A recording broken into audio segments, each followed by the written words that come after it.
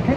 And if you want to call me, maybe you can call me as human, and that's the most respected form of, salutation I can hear from anybody. So this has been the mission since maybe 20 years, 22 years. Now you ask me, how come 22 years? Yeah, I'm 42. So obviously 22 years experience is okay. Now what is this human is all about? I'll try to touch upon the spiritual content of us. We are born as creatures, and until unless we radiate humanity from us, probably we might not be entitled to have this name called human in us. So the question remains with us, are we yet human, or we are already human, or we are in the journey to become human? I am in this journey for last 22 years, and I'm able to say yes, I am becoming human, and at times I'm becoming really good human being. So I'm living up to my title, human, right? Now we're all in this journey, and I want everyone to join in this. And this is where the concept of human, in the sense it's also you and you and you. Now the question is, you have to substantiate that word for yourself, not by mere concept of thought or spirituality or something, but I want that spirituality has, now the time has come, it has to radiate into some actions, and that radiation of action has to come, and it should help the community all around. Now I can call Popat as a human because he spent his 30 years of valid life not spending for his selfish own reasons, but thinking about the community around. Now I'll come back to spirituality. Paropakarardam idam shariram. If you are living for your own self for all these years, somewhere Vivekananda mentions, you're not at all living. Now the question comes, do you really want to live, or you're yet living, and what is your future?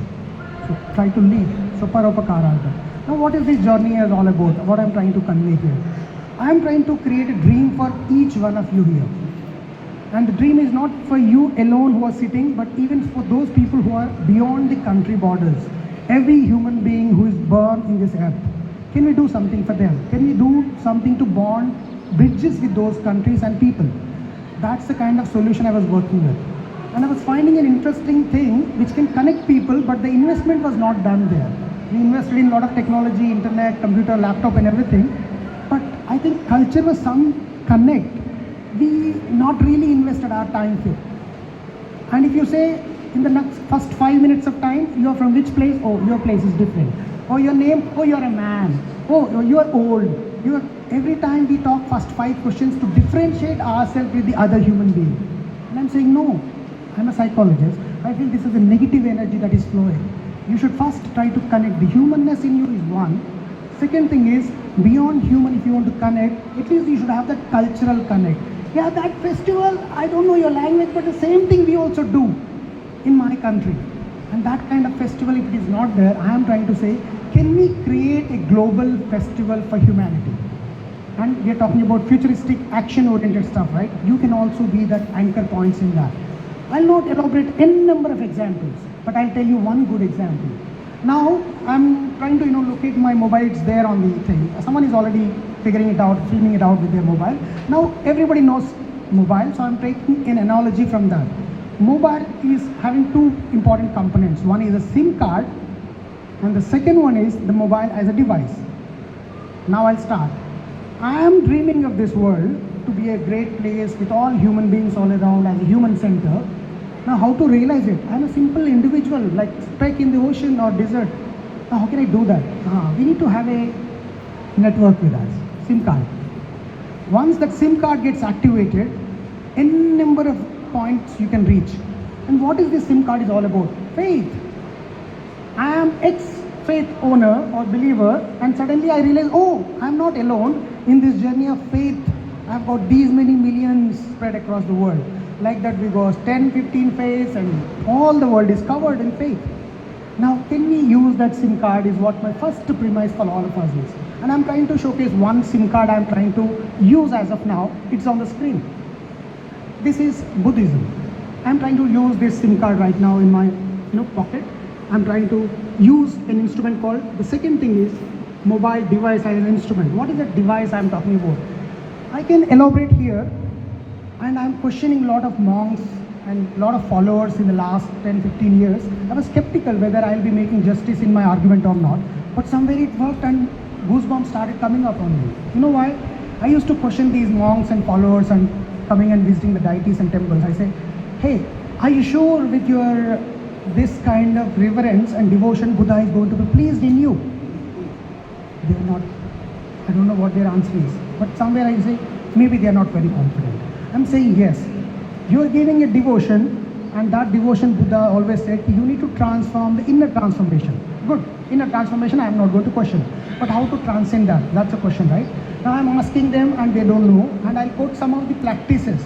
The Chinese devotees they come with gold foils and they stick it on the Buddha statue. Each foil might be costing 1500 to 3000 rupees. It's a gold foil. Now on the statue, when you are putting it on the Buddha's main archaeological site in Gaya, Sarnath, any other place, the side of it you will find the archaeology monument site instruction. Please do not stick golden or silver foils on the archaeological monuments. Practice number one. I question why they are doing it. Second thing is, I know prayer flags are very revered, but still in Himalayas and forests when you're putting, from a distant place after 6 months, they only look like a pollution for me. Practice number two. The Japanese, they used to have huge 1 meter dia incense stick earlier and they stopped it very recently. And I was saying, you invested so many lakhs of rupees in each incense stick and it is calling fumes, the smoke. This is third. Now every other devotional practice you are trying to do, I am trying to question it. It's not like I'm against them. I'm trying to say, why don't we go for the corest of the belief and try to transform us completely? And I just brought down 3-4 research pointers here on the screen. I devised 3 reasons. Dear devotee, just observe the life of Buddha. His core 4 stages of life was always with the nature. Birthplace, it happened in Nepal. Under the sal tree, the mother Maya was actually holding the sal tree branch and gave birth to Buddha. Sal tree is mentioned there. Buddha got the enlightenment in Gaya, and once again you see it was under religious, ficus religiosa. It was a plant underneath that happened. Again he gave the first ceremony in Haritavana. Now it's a park wherein he gave the what you call ceremony. Finally, when he underwent Mahaparinirvana, again there was a tree. It's only reason number 1. Mind you, every life important stage of Buddha, there were trees around him. Point number 2. What is the most important attractive gift you can offer to Buddha? Biggest question. Because all these offerings were actually gifts we were trying to give. But mind you, he's a king, renounced everything and came to this place. Now do you think the gold and other things and jewelry and everything is going to please him? Mind you, I'll give you the reference of his history. Buddha, when he was going towards this tapasya, he was actually holded by Bimbisara. And Bimbisara was saying, hey, why you are leaving? It's your king's, like next crown prince you are going to be, why you are stopping? Why you are going all the way? Then he said, no, I'm going because I need to know the Satya and realize, self-actualization stuff.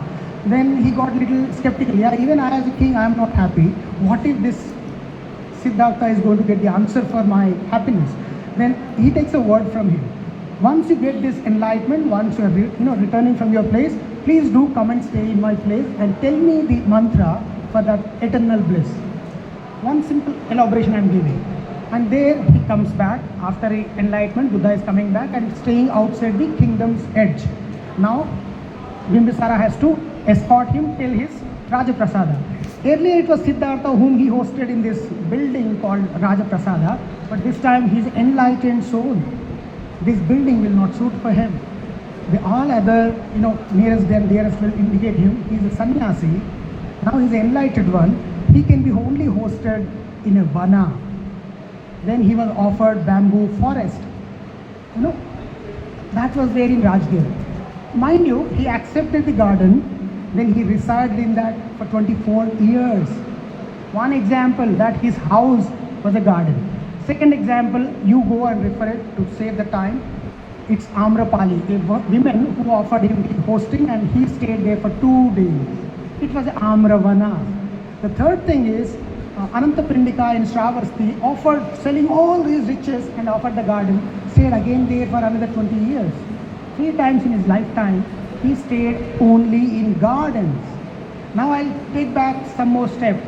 What is the house of Buddha is always called as or referred as in Pali?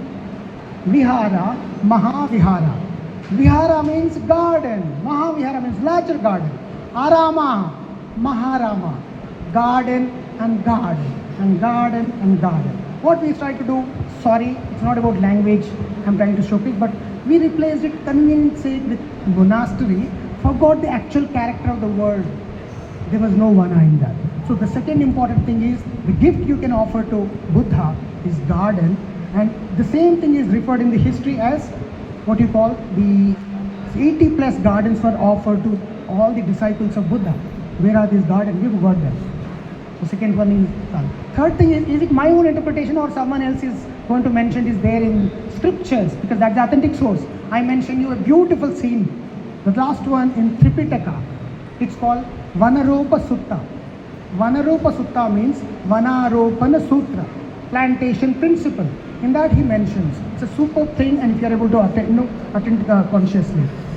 The disciple of Buddha is Ananda. He's sitting outside the hut.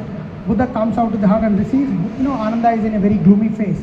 He asks, "What happened, Ananda? What is causing you a problem? Why you are so much, in gloomy face?" He says, "Oh, Ananda, Buddha, you have come. I have got a doubt since yesterday. In your yesterday's preaching, you told me that if I am not helping others, paropakarardai idam shariram, if I am not helping, my life is wasted. I am not helping people. No, I am a testimony. Buddha himself says, Ananda, you are a great soul. You are helping a lot of people.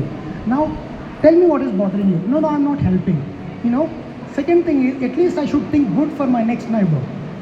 Now the issue, what is bothering him is, he is sleeping in 1/3 of his day, 8 hours of sleep. 1/3 of his life is getting wasted. Ananda is skeptical about this and asking a solution. Buddha says, wonderful thought. Who says you are illiterate? This is the knowledge, this is the wisdom. I'll give you a sutra called Vanaropa Sutta. Plant and sleep. When you plant and sleep, your punya or merits are not stopping. They're continuously adding to you because it is growing, giving shade, wood, shelter, what not. Now this is only one single case study I talked about. Similarly, Nanakji planted 2 saplings, they are still surviving. Every time if you see the, example, one question is, like one point is, Narasimha Swami stays in Dandakaranya, right? I'm only taking that SIM card and inserting it to motivate people. And I'm telling you here, there are so many people who understand and vouch for it. There is a culture called Vana Bhojana in Indian culture. This is going to be that instrument I was talking about in the mobile. So if you curate the Vana Bhojana, motivate these people for doing Vana Bhojana. In the Vana Bhojana, first act you should be doing is plant a sapling and conduct a responsible and environment-friendly Vana Bhojanas along with your Sangha. That's it. When you do it, you will come up with a lot of sacred groves. This is the case study I want every one of you to follow and fill the land banks with greenery. Dhanyavad.